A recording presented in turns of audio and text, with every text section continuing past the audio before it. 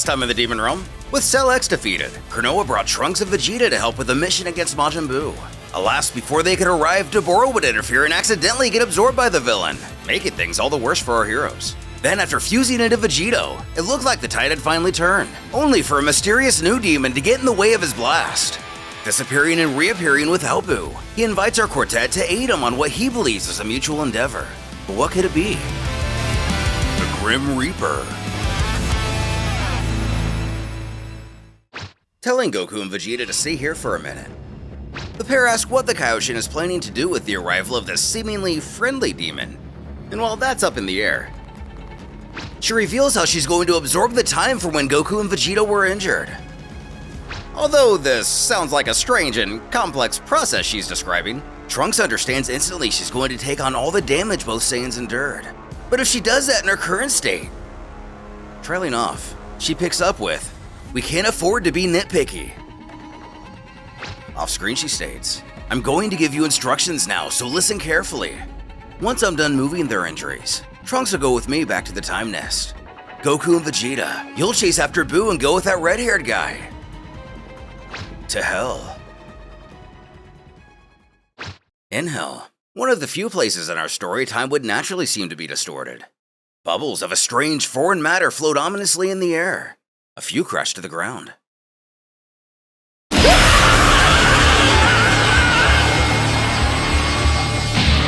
A guttural scream pierces the silence as Goku falls dead to the ground. A condescending voice utters, "Sorry, but we don't have time to deal with your pesky past selves right now." The words sting with arrogance, a dismissal that echoes louder than the warrior's pain. Janemba, the glow of a dark Dragon Ball pulsing in his chest with a sinister presence.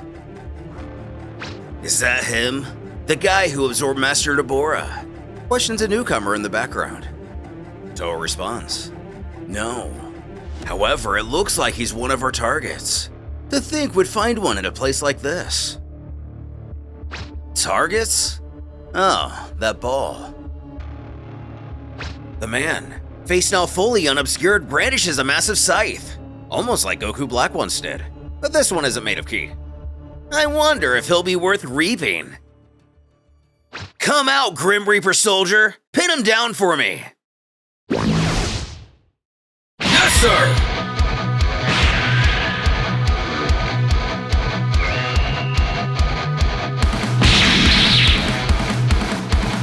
But Janemba pretty much immediately taking care of business. The Reaper scoffs that soldier's no match at all.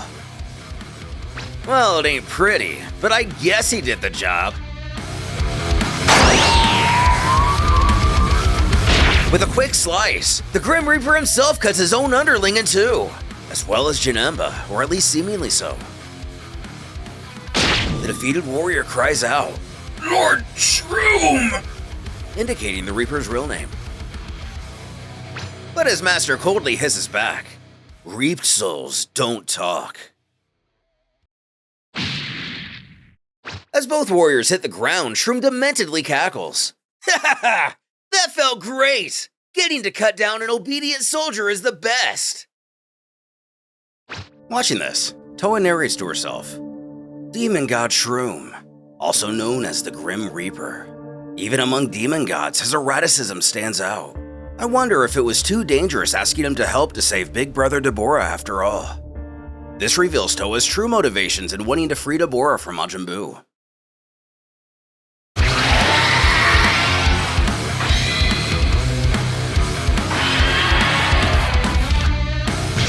Predictably, Janemba rematerializes relatively unfazed by the attack. Shocked he's not dead, Toa draws attention to his battle power. It's gone up significantly. They need to watch out. That's the power of the Dark Dragon Ball.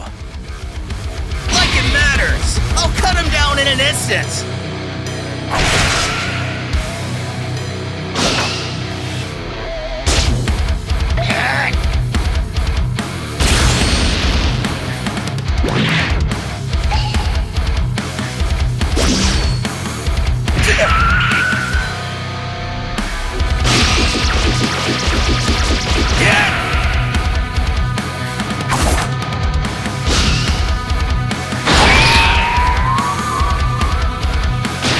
driving a scythe into Janemba's portal. It comes out the other end and stabs the ball out of the monster's body.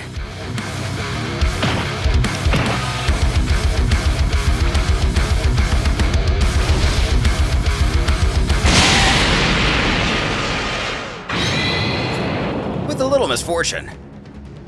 Just as Toa is about to grab the ball, Goku and Vegeta arrive to stop her with that demon from before. And it's him who declares he's not letting Toa get that ball. From a distance, Shroom recognizes the red-haired guy. Isn't that Kamel? What the heck is he doing here? Goku brings attention to the notion they never got the kid's name, but he brushes it off as unimportant. But Vegeta is frustrated at the possibility he's been working with the bad guys. Toa echoes these accusations. What are you doing cooperating with the likes of them? She beckons. Kamel shrugs. No particular reason. It just seemed convenient for the moment. For dealing with all of you. All of you? The busty demon stammers. So you are planning on betraying us after all? Shroom grins unfazed. Ha! It's whatever, right? Not like it matters now. All we have to do is cut all these guys down right here, as both villains ready their weapons. Kamel barks. You two, take out the one with the scythe. Vegeta not exactly keen on being given orders.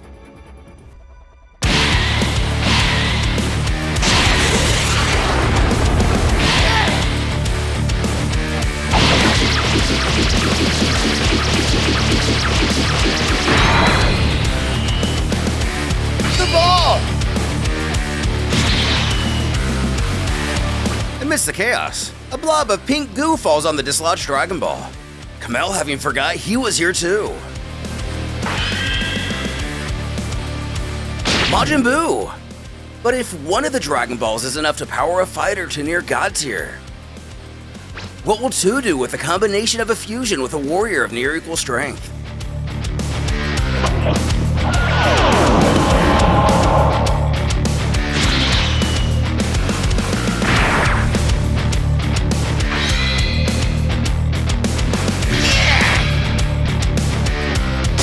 Another absorption?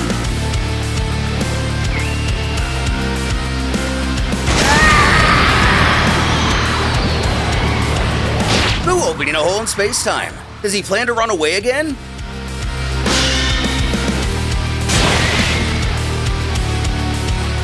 Having a little more than he can chew, the demon chirps at Goku and Vegeta asking what they're doing. On a knee in the background, Goku reveals he can't draw out his power. Shroom chortles from above for them not to hurt themselves trying. He reaped a bit of their souls. He is the Grim Reaper after all. It's here we learn his ability is to harvest energy from souls. Not too unlike a certain goat villain. As Toa announces her plans to go after Buu, the Reaper smirks whatever suits her. And possibly even panicking a bit now. Kamel shouts for the Saiyans to handle themselves somehow. He didn't bring them here to do nothing. And Goku at least has an idea. He doesn't want to ask this, but can the demon buy him just 30 seconds? He wants to fuse. The prince queries. Kakarot, when you say fuse, you don't mean that ridiculous dance, do you? And yeah, he does. There's no other way right now. An absurd notion to Vegeta. He hollers for him not to screw around with them. Does he expect him to do those embarrassing poses again? And it's not like they have any other options.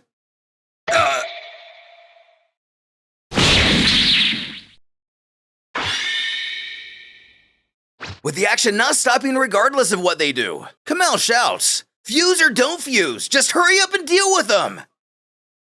Otherwise, you're useless!" Scathing words to Vegeta, but his pride doesn't make them any less true. Although it's like putting a fork in his eye, he screams he'll do it. So really quickly.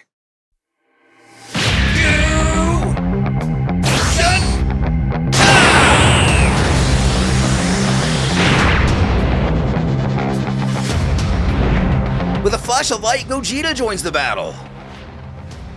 Our demon's kind of in disbelief they pulled it off. He quips, "Now come at me, dim Reaper!" Following that piece of literary genius, we zip back to the time nest to find Chronoa waking up after a good rest. Trunks questions how she's holding up. And everything considered, it's not too bad. She even has enough power right now for their next task. But their next task? She's calling in one more person, one more helper for their goal. Not long later, Trunks and this new helper arrive in a city wrought with destruction. A lone alien craft stands in the background, menacingly.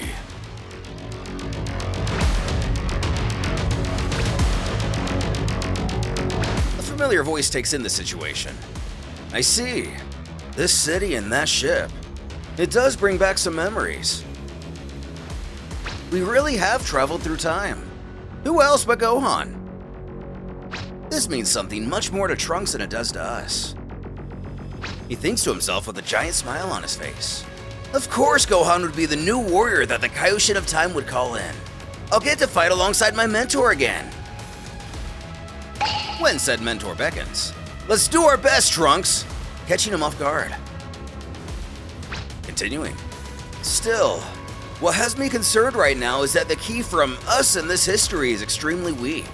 I wonder if everyone's okay. Trunks adding, "It's faint, but the fact we can feel it means everyone's alive." Using Bulma's new radar, he further mentions, "First, let's cut off the source of the changes."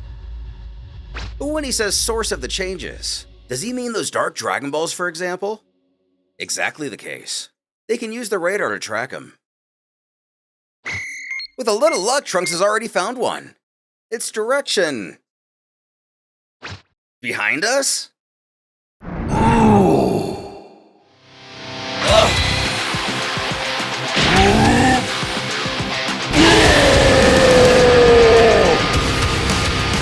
Having a near miss with Giant Slug. That was a close one. He too has been given a power-up by the Dark Dragon Ball.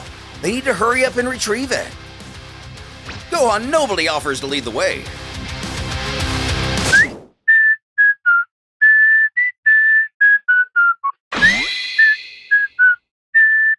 Whistling and doing a little dance, Trunks wonders what in the world he's doing. But it's working. His mentor explains how he learned a long time ago that Namekians are weak against whistling. While he's distracted, Trunks needs to run up and get the Dragon Ball from him. Preparing a beam strike, Trunks complies. When a bunch of portals open around him, Trunks recognizes these from before, warning Gohan to get away.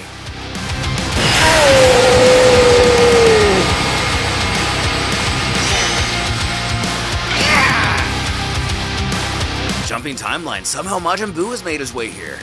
A Majin Buu who is still fused with Dabura. A voice calls out from the portal. To think we'd keep discovering balls like this. Toa, still looking to not only obtain the wish orbs, but also free her brother from the Majin. She smirks. Looks like I'll have my chance to get my hands on 3 Dark Dragon Balls at once. Yet another portal opening, it's one thing after another. Kamel? What's he doing here now? What happened on Earth to Goku and Vegeta? Something the demon doesn't have the answer to. However, as Toa takes in the chaos around her, she knows with things turning out like this, it's certainly going to be difficult to retrieve all 3 Dragon Balls and her brother Dabura. So just throwing out some ideas to see what works. In this case, she'll give this power a spin.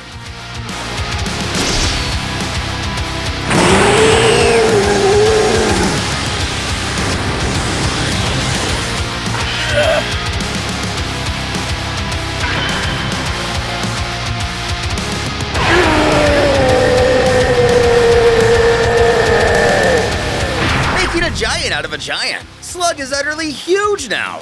Mel wonders when Toa got so troublesome.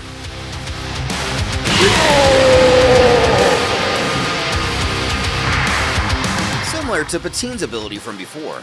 It doesn't seem like Toa can actually control Slug like this, and she celebrates the fact he was kind enough to move in the direction she wanted, towards our heroes. It seems her efforts to study and improve upon her powers to control darkness have paid off. Now, while the odds are in my favor, it's time to tend to Dabura and the 2 Dark Dragon Balls. Ironically requesting Buu, hand them over, won't you?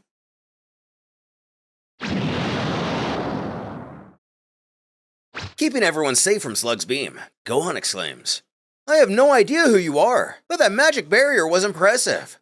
You've saved us, Mr. Sorcerer." Although the demon admits it wasn't his intention to protect him.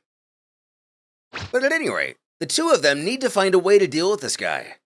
And Gohan has just the idea. Gesturing to Trunks. "Let's fuse!" Right, fusion! Trunks remembers how Goku taught him during their training. Their heights and builds are similar now, so it should work. First, they need to align their ki. Glancing back at him, Kamel must be getting the impression all these Earthlings do is fuse. Taking the first step, the pair get their ki at the exact same level. With that feeling right.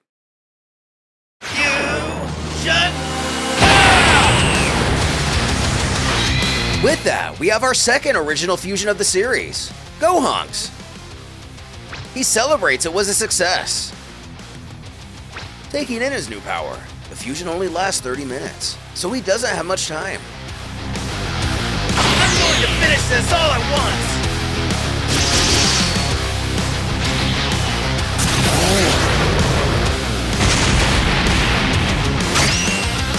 Explosive fire cutter! No good! He's too big. He's not taking any damage. That's a demon god! I can feel a monumental power.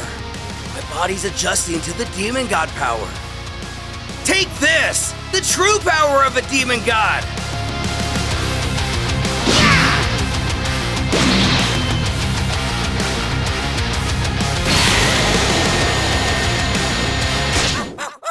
With Toa. As long as I look out for those space-shifting attacks, I should be okay.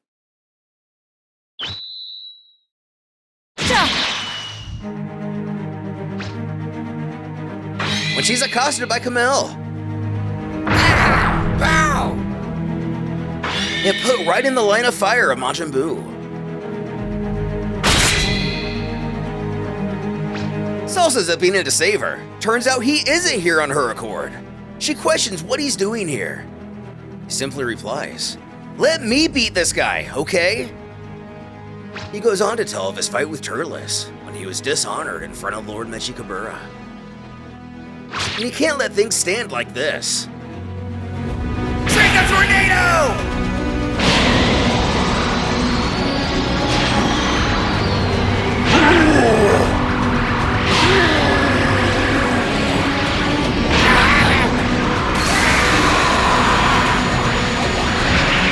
Proving to be extremely formidable in his own right, Salsa shreds Buu to pieces, dislodging all 3 balls and even Dabura. He shouts over to Toa to get a move on. And using her darkness hands, she grabs 3 of the 4. Leaving just a singular ball up in the air with Kamel honing in.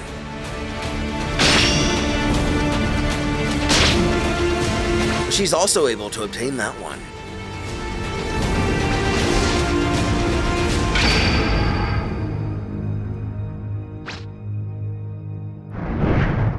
And just like that, the villains vanish from this realm, leaving our heroes no reason to stay either.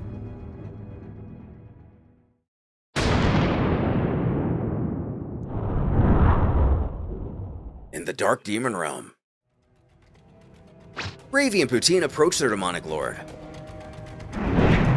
They tell how they've received a report from Toa and Salsa's squad that they've retrieved Dabura and 3 Dark Dragon Balls. With that, they're returning home. Their ruler is happy to see things have turned out quite well. He instructs them to tell Toa to see him when she returns. And to bring one of her masks with her. But a mask, they query. We've previously seen these masks have the ability to brainwash their wearer. The Dark King continues. There's one thing I'd like to try prior to my revival. Brainwashing one who has a dark Dragon Ball.